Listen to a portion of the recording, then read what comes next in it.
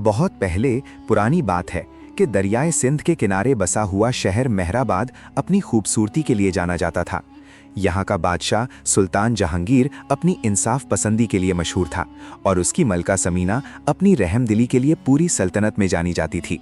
उनका इकलौता बेटा शहजादा फरहाद उनकी आंखों का तारा था और एक छोटी बहन शहजादी इनाया भी थी जो अपने भाई से बहुत प्यार करती थी। शहर की गलियां हंसी से गूंजती थीं, बाजार रौनकों से भरे रहते थे और महल में खुशहाली की कोई कमी ना थी। लेकिन एक रात जब 14वीं का चांद आसमान पर था और पूरा महल नींद की आगोश में था, अचानक मलका के कमरे से चीख की आवाज आई जो पूरे महल में गूंज गई। नौकर दौड़कर अंदर गए तो मलका समीना फर्श पर बेहोश पड़ी थीं। उनका चेहरा पीला पड़ चुका था और उनके होठों से झाग निकल रहा था।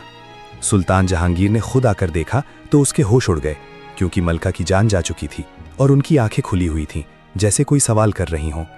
शहजादे फरहाद ने जब अपनी माँ को इस हालत में देखा तो वो जमीन पर गिरकर पागलों की तरह चीखने लगा और उसने अपनी माँ के ठंडे हाथ अपने सीने से लगा लिए। शहजादी इनाया भी वहां आ पहुंची और दोनों बहन भाई मिलकर माँ के जिस्म से लिपटकर फूट फूट कर रोने लगे। सुल्तान जहांगीर ने फौरन पूरे महल के दरवाजे बंद करवा दिए और कहा कि जब तक मलका के कातिल का पता नहीं चलता कोई अंदर या बाहर नहीं जा सकता। तीसरे दिन सुल्तान जहांगीर ने ऐलान कर दिया कि वो दोबारा शादी करेगा, क्योंकि सल्तनत को एक मलका की जरूरत थी। उसने अपने वजीर आजम नुसरत की बेटी शहला से शादी कर ली, जो अपनी खूबसूरती के लिए शहर भर में मशहूर थी। शहला महल में आई तो उसके साथ उसके दो मददगार भी आए। एक था जामान, जो महल का नया खानादार बना, और दूसरा था रसील, जो बादशाह का खास मुहाफिज बना। शहला ने पहली ही रात फरहाद को बुलाया और उसे नीची नजर से देखकर कहा, तुम मेरे सामने झुक जाओ, क्योंकि अब इस महल की मालिक मैं हूं और जो मेरे रास्ते में आएगा उसका अंजाम बुरा होगा। फरहाद ने खामोशी से सर झुका दिया, लेकिन उसके दिल में एक खौफ था। शहला ने महल आने के बाद फरहाद के साथ बहुत बुरा सलूक करना शुरू कर दिया। वो उसे तंग करती, उस पर झूठे इल्जाम लगाती और बादशाह से उसकी शिकायत करती। एक दिन उसने जामान और रसील के साथ मिलकर फरहाद के कमरे से अपना कीमती हार गायब करवा दिया और फिर बादशाह से जाकर कहा कि फरहाद ने वो हार चुरा लिया है। बादशाह ने फरहाद को बुलाया और गुस्से में कहा, बेटा तुमने ऐसा क्यों किया? फरहाद ने जवाब दिया, अब्बाजान मैंने कोई हार नहीं चुराया, मैं बेकसूर हूं। लेकिन बादशाह ने शहला की बात मान ली और फरहाद को 3 दिन के लिए कोठड़ी में बंद कर दिया। फरहाद ने कोठड़ी में बैठकर अपनी माँ को याद किया और फूट फूट कर रोया। जब फरहाद कोठड़ी से बाहर आया तो उसने अनाया से कहा, बहन ये औरत हमें खा जाएगी, हमें कुछ करना होगा। अगले दिन शहला ने फरहाद को अपने कमरे में बुलाया। फरहाद जब अंदर गया तो उसने देखा कि शहला के कमरे में कोई और नहीं था। शहला ने उसे करीब बुलाया और कहने लगी, शहजादे तुम बहुत खूबसूरत हो, मुझे तुमसे प्यार हो गया है। फरहाद ने यह सुनकर पीछे हटते हुए कहा, तुम मेरी सौतेली माँ हो, ये बहुत गलत है। शहला का चेहरा एकदम गुस्से से लाल हो गया। उसने कहा, तुमने मेरी बात ठुकरा दी, फिर सुन लो, अब मैं तुम्हें ऐसा तबाह करूंगी कि तुम्हारी माँ की कब्र में भी आराम नहीं आएगा। फरहाद ने कमरे से बाहर भागते हुए कहा, मैं तुम्हारे मंसूबे कामयाब नहीं होने दूंगा। शहला ने रसील को बुलाया और उससे कहा, जाओ बादशाह से कहो कि फरहाद ने मेरे साथ बदतमीजी की है। रसील ने जाकर बादशाह को बताया कि फरहाद ने शहला के कमरे में झगड़ा किया है। बादशाह ने गुस्से में फरहाद को बुलाया और कहा, तुमने ऐसा क्यों किया? फरहाद ने पूरी सच्चाई बताई, लेकिन बादशाह ने उस पर यकीन नहीं किया। बादशाह ने कहा, तुम झूठ बोल रहे हो, शहला ऐसा नहीं कर सकती, मैं तुम्हें शहर से निकालने का हुक्म देता हूँ। फरहाद ने यह सुनकर उसके चेहरे का रंग बदल गया, उसकी आंखों में आग थी, उसके हाथ कांप रहे थे। उसने अपनी मुट्ठी बांध ली और अपने आप से बड़बड़ाया, मैं तुम्हारा असली चेहरा सबके सामने लेकर रहूंगा और तुम्हें कभी ये तख्त लेने नहीं दूंगा। बादशाह ने उसे धमकी देते देखा तो और ज्यादा गुस्से में आ गया और कहा, बस करो, अब तुम्हारे लिए यहाँ कोई जगह नहीं। शहला ने खुशी से रसील को हुक्म दिया कि वो फरहाद को शहर की हद से बाहर फेंकाए। रसील ने फरहाद को उसके हाथ बांधकर शहर से बाहर जंगल में फेंक दिया। फरहाद ने जमीन पर गिरा तो उसके मुंह पर चोट आई और खून बहने लगा और उसका बचा हुआ कपड़ा भी फट गया। उसने रसील को आवाज दी, मुझे कम से कम पानी तो दे जा। लेकिन रसील हंसकर वापस चला गया और उसकी तरफ पीट करके चला गया। फरहाद ने अपने आप को संभाला और अपने हाथों की रस्सियां तोड़ी। उसकी कलाइयों पर रस्सियों के गहरे निशान पड़ गए थे। वो उठकर खड़ा हुआ, उसके मुंह से खून टपक रहा था, उसके कपड़े फटे हुए थे और उसके पास खाने को एक रोटी भी ना थी। उसने आसमान की तरफ देखा और कहा, ऐ अल्लाह, तू ही बचा ले मुझे, कोई तो है जो मेरी मदद करे। फिर वो जंगल में भटकने लगा। उसे नहीं मालूम था कि वो कहाँ जा रहा है। वो घंटों चलता रहा, उसके पांव छिल गए, उसके पैरों के तलवों से खून बहने लगा। उसे प्यास लगी थी, लेकिन पानी कहीं ना था। अचानक उसे दूर से एक झील दिखाई दी, जैसे कोई ख्वाब हो, लेकिन वो हकीकत थी। वो दौड़कर वहां पहुंचा और मुंह के बल पानी पीकर मुतमईन हुआ। उसके मुंह में पानी गया तो उसे सुकून मिला। जब उसने सर उठाया तो उसने देखा कि एक बहुत बड़ा सफेद अकाब उसके ऊपर चक्कर काट रहा था। उसके पैरों की आवाज आ रही थी। अकाब की एक आंख सफेद थी, दूसरी सुनहरी, और उसके पैरों पर चांदी जैसी चमक थी जो धूप में चमक रही थी, और उसे देखकर आंखें खीरा हो जाती थीं। अकाब नीचे आया और उसके सामने एक पत्थर पर बैठ गया। फरहाद ने हैरत से देखा तो अकाब ने अपनी चोंच खोली और साफ उर्दू में कहा, शहजादे, तुम यहाँ तन्हा क्यों बैठे हो? तुम्हारे चेहरे पर खून क्यों है? फरहाद चौंक कर पीछे हट गया। उसकी आंखें फटी रह गईं। वो सोचने लगा कि शायद उसे कोई ख्वाब आ रहा है। उसने कहा, तुम बोल सकते हो? क्या मैं ख्वाब देख रहा हूँ? उकाब ने सर हिलाया और कहा, यह ख्वाब नहीं, मैं हकीकत हूँ। मैं 100 साल से इस शहर की छतों पर रह रहा हूँ और मैंने बहुत कुछ देखा है। अब बताओ, तुम्हारे साथ क्या हुआ? फरहाद ने रोते हुए सारी कहानी सुनाई। कैसे उसकी माँ मर गई, कैसे शहला आई, कैसे उसे झूठे इल्ज़ाम में शहर से निकाल दिया गया, कैसे उसने अपने बाप को खो दिया। उकाब ने उसे गौर से सुना और कहा, मैं तुम्हारी मदद करूँगा, लेकिन पहले तुम्हें मुझ पर भरोसा करना होगा, क्योंकि बग़ैर भरोसे के कोई सफ़र कामयाब नहीं होता। फरहाद ने उकाब के करीब आकर उसे अपने हाथों में लिया।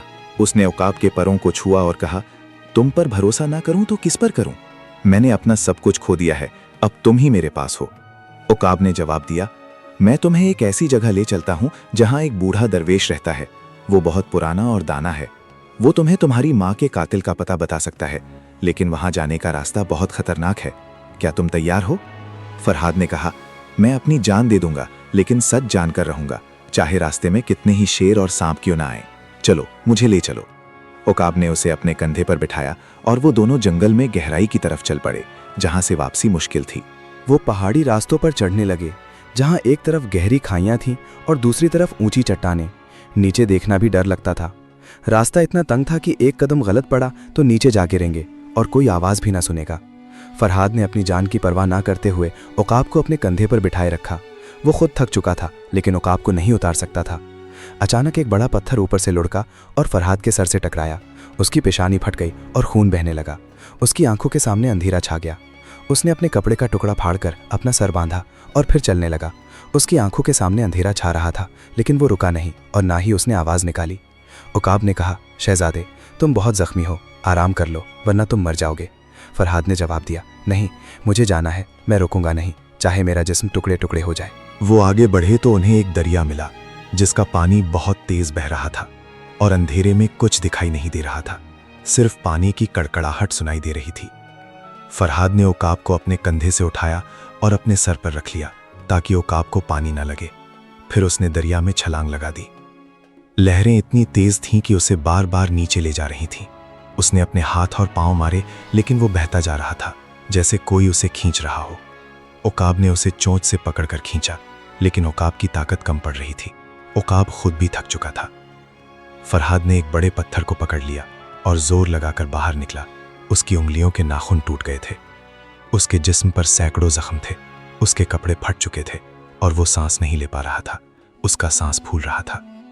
वो 1 घंटे तक वहीं पड़ा रहा, हवा खींचता रहा, फिर उठा और चलने लगा, जैसे मौत से बात कर रहा हो कि अभी नहीं आना। तीसरे दिन उन्हें एक ऐसा जंगल मिला जहां के दरख्त इतने घने थे कि सूरज की रोशनी बिल्कुल अंदर नहीं आती थी। अंधेरा था, चारों तरफ अजीब अजीब आवाजें थीं। कभी किसी जानवर की आवाज आती, कभी दरख्तों की सरसराहट। अचानक उन्हें एक बहुत बड़ा सांप मिला, जिसका रंग काला था और आंखें आग की तरह सुर्ख थीं। सांप इतना बड़ा था कि उसका धड़ एक बड़े दरख्त के तने जैसा था और उसकी जबान बाहर निकली हुई थी। सांप ने फरहाद को देखते ही अपना मुंह खोल लिया और उसकी तरफ लपका। फरहाद ने अपनी तलवार निकाली, लेकिन सांप बहुत तेज था। उसने फरहाद के बाजू पर अपने दांत गाड़ दिए। फरहाद ने दर्द से चीख मारी। उसके बाजू से खून बहने लगा और बाजू सुन्न हो गया। उसने अपनी पूरी ताकत से सांप के मुंह में तलवार मार दी और सांप वहीं ढेर हो गया। फरहाद ने अपने जख्म को एक कपड़े से बांधा। उसका बाजू सूज गया था, लेकिन वो फिर चलने लगा। उसकी आंखों में दर्द के आंसू थे। 7 दिन और 7 रातें गुजर गईं। फरहाद ने कुछ नहीं खाया था, सिर्फ पानी पिया था और जंगली फल खाए थे जो उसे रास्ते में मिले थे। उसका जिस्म सूख चुका था, उसकी हड्डियां बाहर से दिखाई दे रही थीं, उसके होंठ फटे हुए थे और उसके जख्मों से पीप बह रही थी और बदबू आ रही थी। उसे बुखार था, उसके दांत कटकटा रहे थे, लेकिन वो चलता जा रहा था जैसे उसके पांव में कोई चीज लगी हो। उकाब ने कहा, शहजादे, तुम मर जाओगे, वापस चलो, ये रास्ता बहुत मुश्किल है, तुम्हारा जिस्म अब और नहीं संभाल सकता। फरहाद ने कमजोर आवाज में कहा, नहीं, मैं नहीं मरूंगा और ना वापस जाऊंगा। मुझे सच चाहिए, मुझे अपनी माँ का कातिल चाहिए, मैं बगैर सच के नहीं जी सकता। उसकी आंखों में आंसू थे और वो कांप रहा था, लेकिन उसका अज़्म पहाड़ों जैसा मजबूत था। फिर एक दिन अचानक उसे दूर से रोशनी दिखाई दी। वो उस रोशनी की तरफ बढ़ा तो उसने देखा कि एक बहुत बड़ी झील है जिसका पानी नीला था और इतना गहरा था कि उसकी तह नजर नहीं आती थी। झील के बीच में एक छोटा सा जजीरा था और उस जजीरे पर एक झोपड़ी थी जिसके अंदर से चिराग की रोशनी आ रही थी। उकाब ने कहा, ये है वो जगह, ये वो दरवेश है। फरहाद ने अपनी आखिरी ताकत लगा दी और झील में छलांग लगा दी। उसने तैरना शुरू किया तो बहुत से मगरमच्छ उसके गिर्द आ गए, लेकिन फरहाद ने अपनी तलवार से उन्हें रास्ते से हटाते हुए तेजी से तैरकर जजीरे पर पहुंच गया। जब वो जजीरे पर पहुंचा तो वो जमीन पर गिरकर बेहोश हो गया। उकाब ने उसके चेहरे पर पानी के छींटे मारे और कहा, शहजादे, आंखें खोलो, हम पहुंच गए। फरहाद ने आंखें खोलीं। उसने देखा कि उसके सामने एक छोटी सी झोंपड़ी थी जिसकी छत पर परिंदों के घोंसले थे। वो अपने जख्मी जिस्म को घसीटता हुआ अंदर गया। उसका हर कदम उसे तकलीफ दे रहा था, लेकिन वो अंदर गया। उसने देखा कि एक बूढ़ा आदमी बैठा था जिसकी दाढ़ी घुटनों तक थी और वो एक चांदी का आईना हाथ में पकड़े कुछ गुनगुना रहा था। उसकी आवाज बहुत पुरानी थी। बूढ़ा इतना बूढ़ा था कि उसकी आंखें धसी हुई थीं और उसकी झुर्रियां चेहरे पर पहाड़ों की तरह थीं, जैसे वो खुद कोई पहाड़ हो। बूढ़े ने सर उठाया और कहा, आओ शहजादे फरहाद, मैं तुम्हारे इंतजार में 100 साल से बैठा हूं। मैं जानता था कि तुम एक दिन आओगे। बूढ़े ने फरहाद को वो चांदी का आईना पकड़ाया और कहा, इसमें देखो, तुम्हें तुम्हारे माँ के कातिल का चेहरा दिखाई देगा, लेकिन याद रखना, ये आईना सिर्फ एक बार चलता है, इसलिए ध्यान से देखना। फरहाद ने कांपते हाथों से आईना उठाया। उसके हाथ इतना कांप रहे थे कि आईना गिरने लगा था। उसने मजबूती से पकड़ लिया। उसने आईने की तरफ देखा। पहले तो धुंध थी, फिर आहिस्ता आहिस्ता तस्वीर बनने लगी, जैसे कोई पर्दा उठ रहा हो। उसने देखा कि उसकी माँ अपने कमरे में सो रही है। उसके चेहरे पर सुकून था। रात गए दरवाज़ा खुला और एक नकाबपोश शख्स अंदर आया। उसके कदम बहुत हल्के थे, जैसे वो हवा हो। उस शख्स ने अपनी उंगली में नीलम की अंगूठी पहन रखी थी। वो नीलम चमक रहा था। उसने एक छोटी सी स्याह शीशी निकाली और माँ के मुंह में जहर डाल दिया, फिर जल्दी से बाहर निकल गया। फरहाद ने उस शख्स का हाथ देखा। वो पतला और सफ़ेद था, जैसे किसी औरत का हाथ हो, और उसकी उंगली में वही अंगूठी थी। फिर आईना धुंधला गया और सब खत्म हो गया। फरहाद ने बूढ़े से कहा, मैंने चेहरा नहीं देखा, सिर्फ हाथ और अंगूठी देखी, लेकिन ये हाथ किसी औरत के हैं। बूढ़े ने कहा, यह काफी है शहजादे, तुमने जो देखा वो बहुत बड़ा इशारा है। अब तुम्हें शहर वापस जाकर उस अंगूठी को ढूंढना है जो उसके हाथ में थी। यही तुम्हारी सबसे बड़ी दलील होगी। और याद रखना, जिसके पास वो अंगूठी होगी वही तुम्हारी माँ का कातिल होगा, चाहे वो कोई भी हो। फरहाद ने कहा, लेकिन मुझे शहर में जाने की इजाजत नहीं, मुझे निकाल दिया गया है, और अगर मैं वापस गया तो मुझे फांसी हो जाएगी।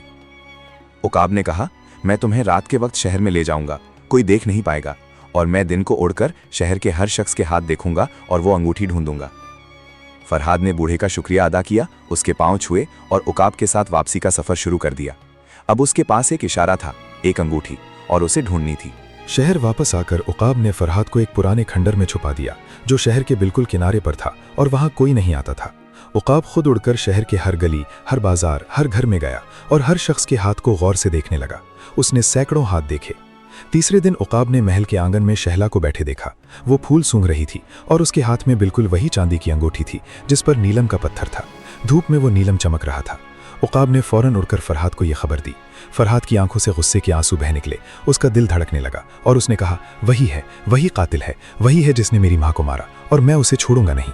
उकाब ने कहा, अब हमें सबूत की जरूरत है, तुम्हें वो अंगूठी लानी होगी, बगैर अंगूठी के कुछ साबित नहीं होगा। फरहाद ने कहा, मैं आज रात वो अंगूठी लेकर रहूंगा, चाहे मुझे जान से ही क्यों ना जाना पड़े। रात को फरहाद और उकाब महल की दीवार फलांगकर अंदर गए। अंधेरे में कोई देख नहीं सकता था। फरहाद ने शहला के कमरे में झांक कर देखा कि वो गहरी नींद में सो रही है और उसकी उंगली में वो अंगूठी है। उसका हाथ तकिए के ऊपर था। फरहाद ने आहिस्ता से उसकी उंगली से अंगूठी उतार ली। उसकी सांस रुक गई थी, लेकिन उसकी चूड़ी गिर गई और फर्श पर आवाज हुई। शहला जाग गई और चीख मारी, चोर चोर, कौन है वहां? रसील दौड़कर आया और उसने फरहाद को पकड़ लिया। उसने फरहाद का हाथ मरोड़ दिया। बादशाह भी आ गया। उसने चिराग उठाया और देखा तो फरहाद को देखकर उसके होश उड़ गए। उसने कहा, तुम फिर आ गए? तुम्हें मैंने शहर से निकाल दिया था, तुम्हें सज़ा मिलेगी, बहुत बड़ी सज़ा। फरहाद ने कहा, अब्बा जान, पहले ये अंगूठी देख लें, मैंने ये शहला के कमरे से ली है। बादशाह ने अंगूठी देखी और कहा, ये तो शहला की अंगूठी है, तुमने इसे चुराया है, ये और भी बड़ा जुर्म है। शहला ने चीख कर कहा, बादशाह सलामत, इसने मेरी अंगूठी चुराई है, ये चोर है, इसे फांसी दो। बादशाह ने दोनों को खामोश करवाया और कहा, अब मैं खुद तफ्तीश करूंगा, कोई बात बगैर सबूत के नहीं माननी चाहिए। फरहाद ने सारी कहानी सुनाई, कैसे उसने दरवेश का आईना देखा और उसमें उस औरत का हाथ देखा जिसमें यही अंगूठी थी। बादशाह ने शहला से अंगूठी के बारे में पूछा तो उसने कहा, यह मेरे वालिद की दी हुई है। बादशाह ने वजीर आजम नुसरत को बुलाया। नुसरत ने अंगूठी देखकर कहा, मैंने ये कभी नहीं दी, शहला के पास तो फिरोजा वाली अंगूठी थी। शहला का चेहरा सफेद पड़ गया और उसके होंठ कांपने लगे। बादशाह ने पूछा, और क्या कोई सबूत है?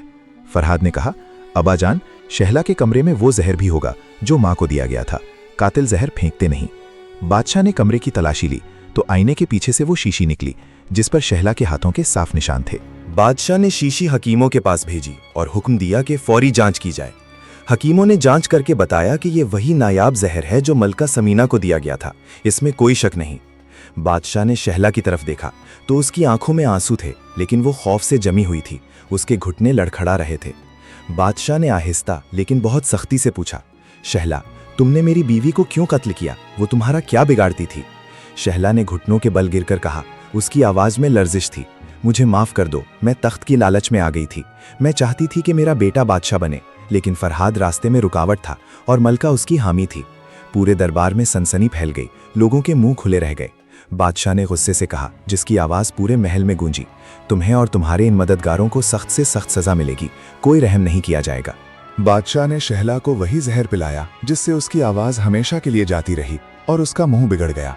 वो पागलों की तरह चीखती रही लेकिन कोई आवाज नहीं निकलती थी। जामान को उसकी अपनी कोठड़ी में डाल दिया गया जहां उसने खुद कई मासूम लोगों को बंद किया था और वो वहीं भूखा मर गया। उसकी लाश को 3 दिन बाद उठाया गया। रसील के हाथ काट दिए गए ताकि वो फिर कभी हथियार ना उठा सके और उसे शहर से निकाल दिया गया। बादशाह ने फरहाद को गले से लगाया और फूट फूट कर रोया। उसकी दाढ़ी आंसुओं से भीग करी। बेटा, मैंने तुम पर बहुत जुल्म किया, तुमने सच लेकर आना था और तुम लेकर आए। आज से तुम मेरे वली अहद हो और जब मैं नहीं रहूंगा तो तुम बादशाह बनोगे। फरहाद ने कहा, अब्बा जान, रोइए मत, अब सब ठीक है, बस माँ की रूह को सुकून मिला और यही मेरे लिए सबसे बड़ा इनाम है। ताजपूशे की तकरीब में पूरा शहर जमा था। गलियां रोशनियों से जगमगा रही थीं और फरहाद तख्त पर बैठा। उसने अपनी बहन इनाया को अपना मुशीर बनाया और अकाब को महल के सबसे ऊंचे मीनार पर सोने का घोंसला दिया गया। फरहाद ने अकाब से कहा, तुम मेरे सबसे बड़े साथी हो, तुम्हारे बगैर मैं कुछ नहीं था, तुमने मुझे अंधेरे में रास्ता दिखाया। अकाब ने जवाब दिया, शहजादे, तुमने मुझे कभी तन्हा नहीं छोड़ा और मैं भी तुम्हें कभी नहीं छोड़ूंगा। कहानी का सबक ये है कि सच की हमेशा जीत होती है, चाहे उसे आने में देर ही क्यों न लगे, और जुल्म का अंजाम हमेशा बुरा होता है। आज भी मेहराबाद में लोग कहते हैं कि रात को जब चांद निकलता है तो एक सफ़ेद अकाब महल के मीनार पर बैठकर शहर की हिफाजत करता है। किस्सा खत्म।